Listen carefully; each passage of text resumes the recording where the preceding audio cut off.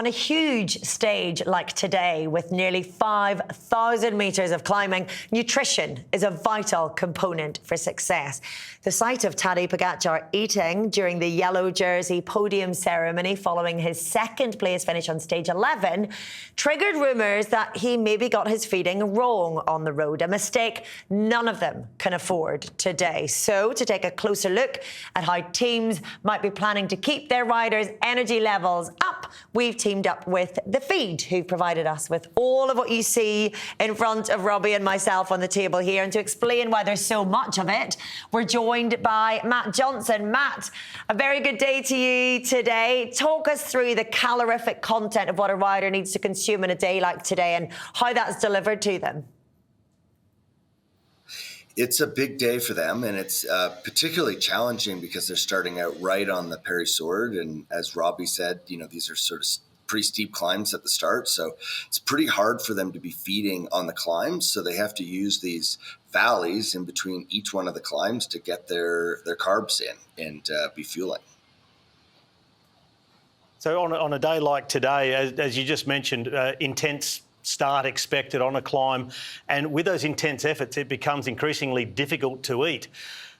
What sort of things are they going for early in the stage, mid-stage when it's more relaxed at the end? Are they mixing up between more solid food, gels? At what time will they be eating those different things, and the liquid carbohydrate as well?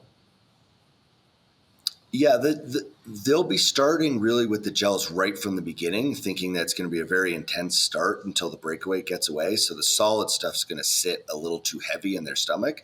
So, in a normal stage with a little bit of a slower start, they could use solids. This time they're going to be using more gels or carbohydrate drinks. So the focus of the riders are to be at 80 to 100 grams of carbs, which would translate to roughly 4 or 5 pieces of toast, per hour. So that's what they're looking to get in, per hour. But when you take out the climb part, that means they have to go even more during the valleys and to make up for the part that they're not eating on the climb.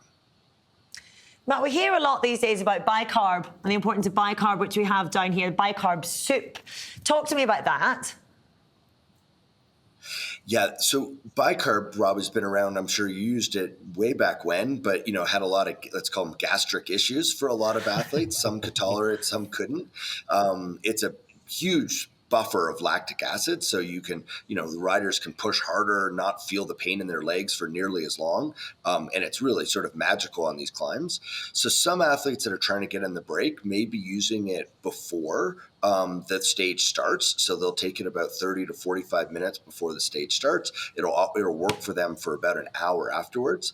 But because it works for such a short time period, what I'm amazed about is actually the number of riders that are now going to be using it before the final climb. It's usually not the easiest to ingest, but they're seeing such a big performance advantage, especially on a mountaintop finish like today. They're grabbing it back from the team car, drinking it out of a bottle, and getting it down to sort of get that effect about 30 minutes before the last climb.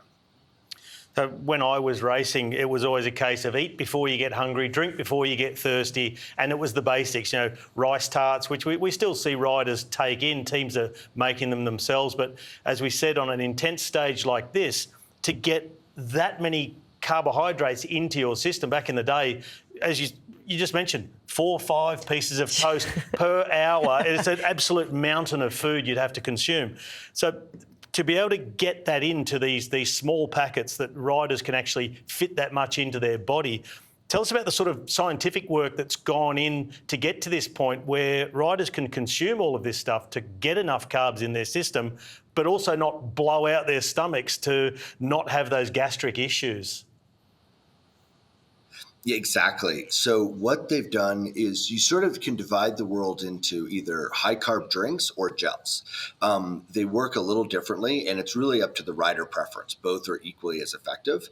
On the drink side, the Swedish company Morton really perfected this ability to create what they call a hydrogel. So it starts out as a liquid, and when it changes constitution with the pH of your stomach into a gel. So you start by drinking it as a liquid, but it actually turns into the same gel gel that you would be, squeezing in. Other riders prefer to keep more electrolytes in their bottle, water in their bottle, and then use the gel products, that you'd rip off, the top of and squeeze really quickly in your mouth as a faster, sort of more efficient way. And the reason they don't make you as sick is they're using multiple different kinds of sugar. So your body can only take so much of glucose or fructose, but now they're using multiple pathways of sugar. So riders can tolerate that sort of 80 to 100 grams an hour, where products from even 5-10 years ago would have made the rider pretty sick. Matt, you cannot read about cycling these days. You cannot listen to a podcast about cycling without hearing about ketones. I've never tried these, so I don't think Robbie has either. We're going to give it a go. What do they do? What's the impact of these things as we do a little taste test here?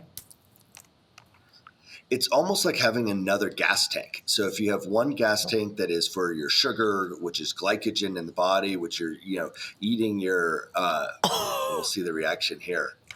Oh I hope it's efficient because it's not very tasty. Did you just down that? Yeah, I just downed it. I'm now going to be the best on the show. That'll be a first. Tell us.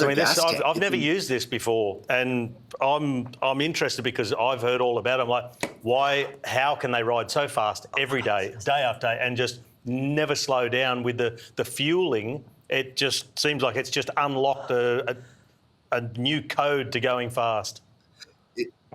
It really is. It's like you have one gas tank and, that's going to get depleted throughout the race. And now you have another whole set of jet fuel, and it probably tastes pretty close to jet fuel, as a separate gas tank that you can drink during the race. It's, not only an energy source that your muscles can use, but it also is for the mental acuity. As you're getting fatigued, tired in the end, that can have a really profound impact on your performance, anyways, just the mental aspect of it. And you drink that, it goes really, you'll feel it, 5-10 minutes later, in your brain, you're way more focused. You're in the zone, especially if you mix it with caffeine. The two tend to accentuate each other. And it's a pretty strong performance booster. A lot of riders are also using it post race. You'll see them, you probably see Jonas sometimes grab this dark tart cherry, sort of drink, which most likely has ketones in it as well. And they're using it for recovery and post-workout inflammation to help them get ready for the next day. So not only using it in the race, they're also using it for recovery. Matt, I'm delighted to hear it's so efficient, because that is genuinely possibly the most surprisingly disgusting thing I have ever tasted. So I'm glad it works. Thank you so much for your time and intelligence and information today, Matt. It's been an absolute joy and an education. Enjoy the racing. Go and fuel up. I'm going to get my slices of toast now. You've made me hungry. Thank you, guys. Enjoy the race.